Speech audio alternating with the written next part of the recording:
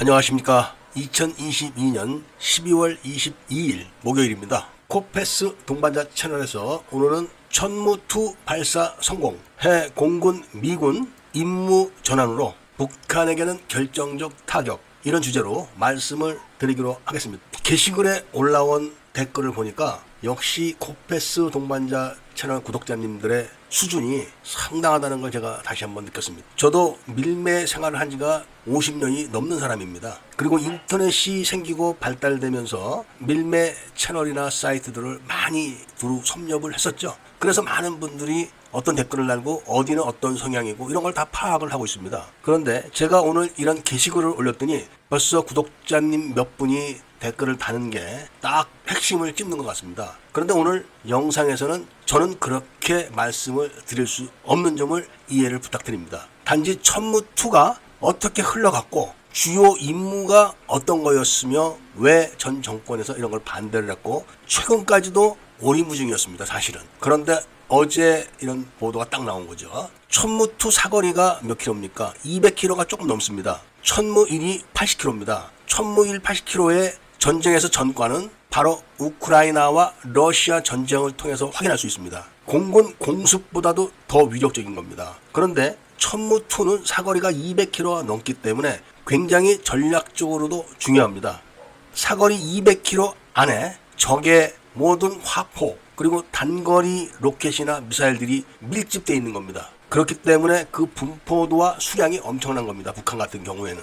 그래서 이런 북한의 수많은 전략적 목표를 타격하기 위해서 공군에서 근접 지원을 해줘야 되는 겁니다. 그러니까 로급 전투기들 상당수가 다 투입이 돼야 되고 미들급도 투입이 되다 보면 공군이 공군 본연의 임무를 제대로 못하게 됩니다. 그리고 해군도 철룡 함대지 미사일로 지원을 해줘야 되기 때문에 위험을 무릅쓰고 북상을 해야 되는 겁니다. 거기다가 주한 미군의 막강한 화력도 바로 여기에 발이 묶이는 겁니다. 그래서 우리 군이 이 천무2 개발을 일찍 서둘렀습니다. 그래서 개발이 끝나고 양산을 딱 들어갈 단계에서 양산해야 되는 하나 공장에서 갑자기 불이 난 겁니다. 그리고 그 불이 폭발로 이어져 가지고 양산이 미뤄졌던 거죠. 그러는 사이에 북한은 바로 300mm, 600mm 대구경 방사포를 배치를 끝내버린 겁니다. 그런데 우리는 북한의 대구경 방사포를 타격할 천무2가 양산을 딱 중단된 거죠. 천무2는 유도 로켓입니다. 그렇지만 육군 미사일 사령부에 소속이 되는 거죠. 전략적인 무기이기 때문에 그런 겁니다. 이 유도 로켓이 얼마나 무서운지 우크라이나와 러시아 전쟁을 통해서 우리는 다 확인을 했습니다. 세계 2위의 군사력을 가졌다고 하는 러시아 군대가 그냥 미국의 하마스 포격으로 완전히 패탈한 겁니다. 쪽집게 포격이죠. 쪽집게. 그래서 우크라이나는 미국에게 KT즘을 달라고 해도 미국이 주질 않는 겁니다. 바로 우리의 KT즘보다도 더 효과가 높은 천무2가 이렇게 시험 발사를 해서 성공을 한 겁니다. 천무2는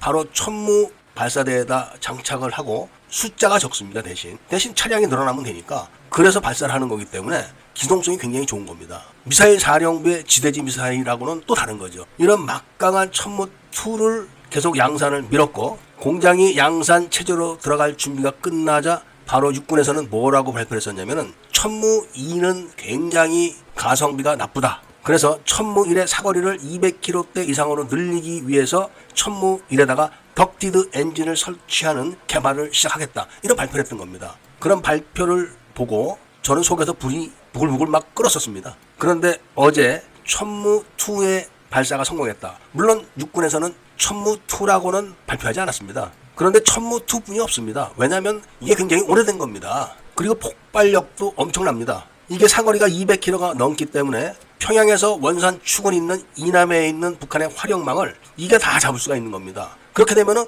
공군의 근접 지원 임무가 다 해제되는 거죠. 그럼 공군은 더 북쪽을 타격을 할 수가 있는 겁니다. 해군도 마찬가지입니다. 주한미군도 마찬가지죠. 이런 내용을 아시는 분들이 댓글에다가 이제 우리 군이 본연의 임무로 돌아가는구나. 정신을 차렸구나. 이런 댓글을 다신 겁니다. 평양 원산 축 이남에 있는 전략적 타격 목표가 700군데가 넘는다고 합니다. 그러니까 천무2를 1500발 정도만 딱 생산해서 배치해 놓으면은 북한 입장에서는 전쟁 준비를 다시 해야 되는 겁니다. 대한민국이 세계 6위, 7위의 군비를 지출하는 나라입니다. 세계 최하위 북한 군대가 감히 대한민국 군대에 덤빈다. 바로 이런 조치 하나로 완전히 무너지는 겁니다. 그만큼 대한민국 군대가 엄청난 군대입니다. 이 천무2가 KT전보다 훨씬 우세한 무기 체계라는 거를 말씀드리고 빨리 양산에서 배치를 해야 된다, 이런 말씀을 드리면서 군 당국에게 고맙다는 말을 전하면서